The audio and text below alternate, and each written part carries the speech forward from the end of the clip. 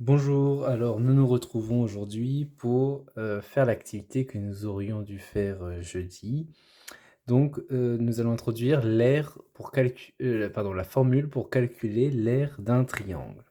Alors je vous propose de prendre cette feuille que je vous ai distribuée l'autre jour dans le hall, la coller dans le cahier d'exercice et nous allons la compléter ensemble. Alors vous pouvez faire pause à n'importe quel moment dans la vidéo pour avoir le temps de coller, de réfléchir, etc. Et puis une fois que vous avez fait ce que vous aviez à faire, vous remettez play. Donc dans cette activité, la première étape, je vous demande de calculer ici l'aire de ce triangle. Alors faites pause et réfléchissez à comment est-ce qu'on pourrait faire. Alors ça y est, vous avez réfléchi, vous avez peut-être gribouillé des petits calculs. Alors qu'est-ce qu'on remarque? Nous allons corriger ensemble. Qu'est-ce qu'on remarque? Eh bien on remarque que c'est un triangle qui est ici rectangle. On a un angle droit. Alors, calculer l'aire, c'est calculer combien il y a d'unités d'air dans ce triangle. Alors, nous, on va se fixer comme unité d'air un carreau, ici, l'aire d'un carreau. Donc, je le mets ici pour qu'on s'en rappelle, et je mets un UA pour une unité d'air. Alors, comment est-ce qu'on pourrait faire pour calculer le nombre d'unités d'air dans ce triangle? Eh bien, on pourrait dire, allez, je compte, 1, 2, 3. Alors, non seulement ça va être long de faire comme ça, mais en plus, regardez ici, on n'a pas des carreaux entiers, et en plus, c'est pas des demi-carreaux qu'on pourrait assembler deux par deux. Alors, une astuce, je ne sais pas si vous l'avez vu, eh bien, comme c'est un triangle rectangle, c'est de recopier là ce triangle rectangle de l'autre côté afin de former cette fois un rectangle complet. Regardez, si je prolonge en haut, alors en faisant des angles droits évidemment. Donc il faudra le faire sur votre feuille, hein. Vous pouvez faire pause à tout moment, je vous rappelle. Regardez, ce triangle vert ici, c'est le même que celui-là, car il a les mêmes dimensions, c'est aussi un triangle rectangle. Et quand on assemble les deux en même temps, on a un rectangle. Et quel est l'intérêt d'avoir un rectangle? Eh bien, l'intérêt d'avoir un rectangle, c'est que on sait calculer son aire. On se rappelle, pour calculer l'aire d'un rectangle, il faut faire la largeur fois la longueur. Alors ici, la largeur, c'est 1, 2, 3, 4, 5, 6, 7, 8, 9, 10, 11, 12 carreaux. Et la longueur, si on compte combien il y a de carreaux dans la longueur,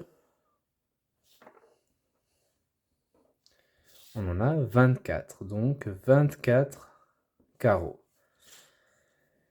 Alors, allons-y, on va mettre ici, on va écrire nos calculs. Donc, j'écris un grand A majuscule comme ça, courbé pour dire qu'on calcule l'aire, et j'écris triangle en petit pour dire l'aire du triangle. Alors, l'aire du triangle, comment on peut faire pour calculer l'aire de ce triangle-là?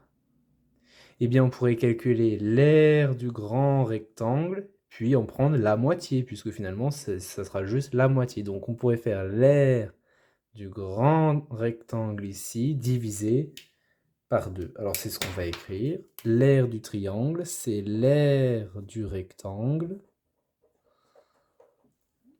divisé par 2.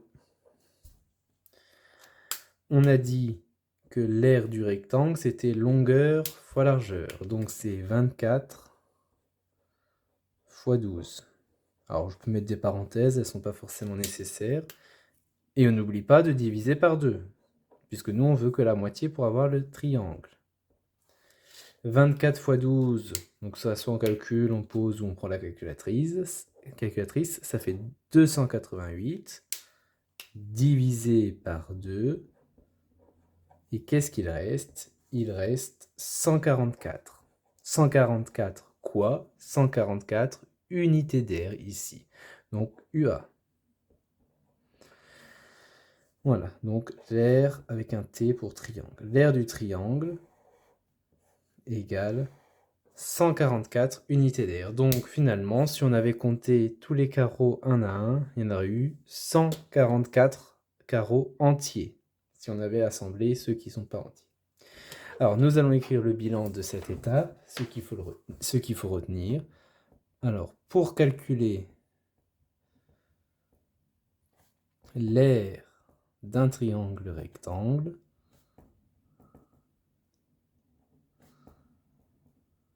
donc ça, c'est très important à retenir. On peut calculer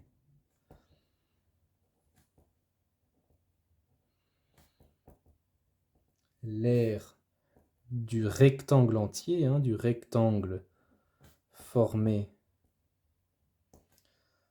par deux de ces triangles rectangles, deux de ces triangles, puis diviser cette aire par 2.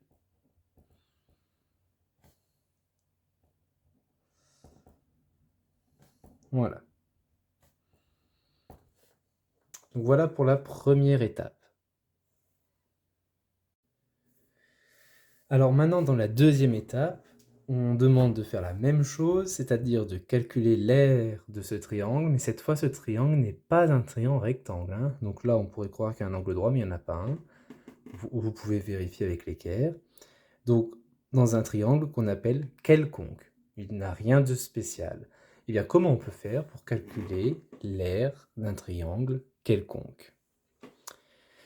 Alors, mettez pause, réfléchissez, et ensuite, revenez vers moi. C'est bon, vous avez réfléchi? Alors, j'en profite pour dire qu'il faut bien coller cette feuille dans le cahier à la suite de la première étape. Eh bien, nous, on sait calculer l'aire d'un triangle quand il est rectangle. Eh bien, ce qu'il suffit de faire, c'est de créer à partir de ce triangle deux triangles rectangles.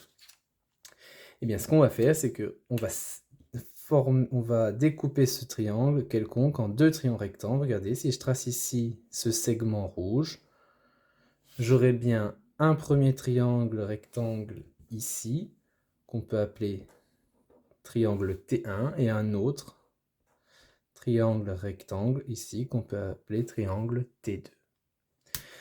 Comment s'appelle ce segment en rouge? On l'a déjà vu cette année. Eh bien, ce segment en rouge, ça s'appelle une hauteur. Une hauteur avec un H. C'est une des trois hauteurs du triangle ici en noir. Alors, allons-y, calculons l'aire du triangle T1. Eh bien, on a dit que pour calculer l'aire du triangle T1, alors j'écris en même temps ici, R de T1, c'est-à-dire du triangle de gauche, là, du triangle rectangle de gauche. Comme c'est un triangle rectangle, il faut faire, on imagine, allez, je vais le dessiner pour qu'on se repère bien. On imagine le rectangle complet, et on calcule l'aire du rectangle complet, et on divisera l'aire par 2. Donc en haut, on a 7 carreaux de largeur, 11 carreaux de longueur. Donc pour calculer l'aire du triangle terrain, on fait 7 fois 11, ça fera tout l'aire du rectangle, 11 fois 7, et on n'oubliera pas de diviser par 2. Ce qui fait 77 divisé par 2, ce qui donne que l'aire du triangle T1 est égale à 38,5 unités d'aire. Donc ça, c'est fait pour le triangle de gauche. Faisons la même chose pour le triangle de droite. Donc on représente ici le rectangle complet. Regardez, cette fois, il faut regarder que ce côté. On représente ce rectangle-là. On a ici 12 carreaux sur ce côté, et là 11 carreaux sur ce côté. Donc si on fait 12 fois 11, on a l'aire de tout ce rectangle-là, et on divisera par 2 pour garder que l'aire du triangle T2. Donc on écrit que l'aire du triangle T2, qu'on écrit AT2, c'est 12 fois 11 divisé par 2. Alors il faut tout écrire. Donc je crois que je ne l'ai pas encore dit, mais à la rentrée, je vérifierai tous les cahiers pour voir si tout le monde a bien écrit ça dans son cahier. Donc il faut écrire et coller.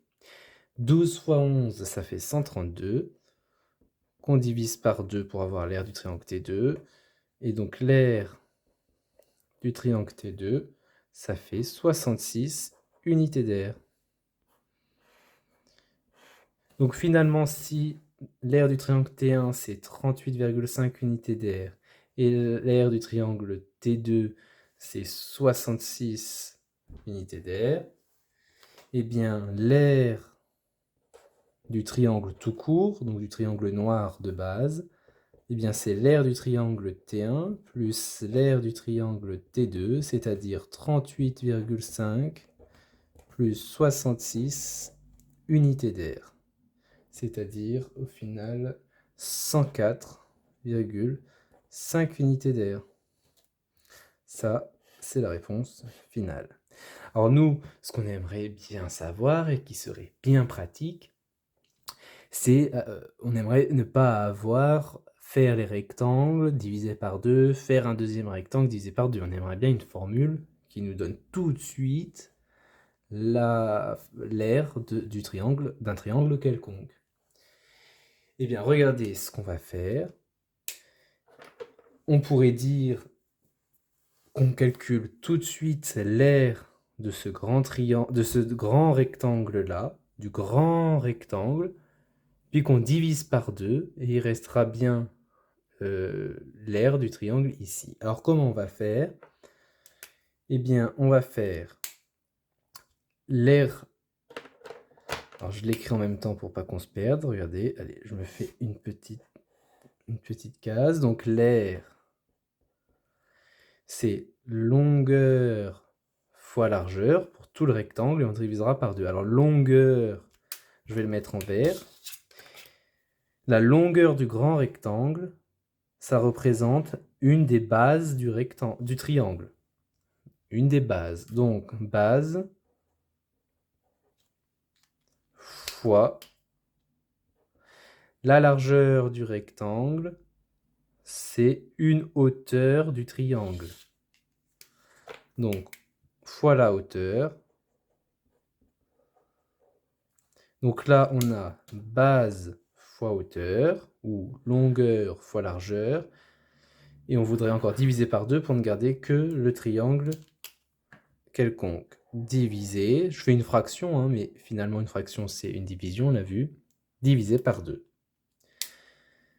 Alors on essaye pour voir si ça marche. La base c'est 7 plus 12, c'est-à-dire 19 carreaux, fois la hauteur, eh bien c'est 11 carreaux. Je l'écris. Divisé par 2. Ça fait 19 fois 11, 209. Divisé par 2, ça fait 104,5 unités d'air. Et on retrouve le même résultat. Donc, ce qu'il faut faire, on vient de le voir, hein, pour calculer l'aire d'un triangle, on repère une base et la hauteur qui correspond. Parce que je vous rappelle, dans un triangle, il y a 3 hauteurs, et du coup 3 bases. Là, on prend celle qui nous arrange, donc une base et la hauteur qui correspond, c'est-à-dire le segment perpendiculaire, donc c'est-à-dire un angle droit à la base, qui passe par le sommet opposé. Et on applique la formule qu'il faut apprendre par cœur. L'aire d'un triangle quelconque, c'est sa base fois sa hauteur divisé par 2. C'est ce qu'on va écrire dans le bilan numéro 2. Allez-y. Pour calculer l'aire d'un triangle quelconque,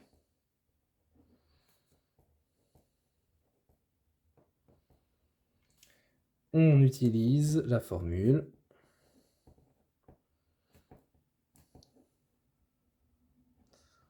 et là on l'écrit une bonne fois pour toutes. R est égal à base fois hauteur divisé par 2. Alors je peux l'écrire différemment, si vous n'aimez pas trop le trait de fraction, on peut dire que c'est base fois hauteur divisé par 2. C'est la même chose. Et voilà, c'est ce qu'il faut retenir. Donc maintenant, je vous invite à faire les exercices qui suivent sur Moodle, où il s'agit de calculer des aires de triangle en utilisant cette formule.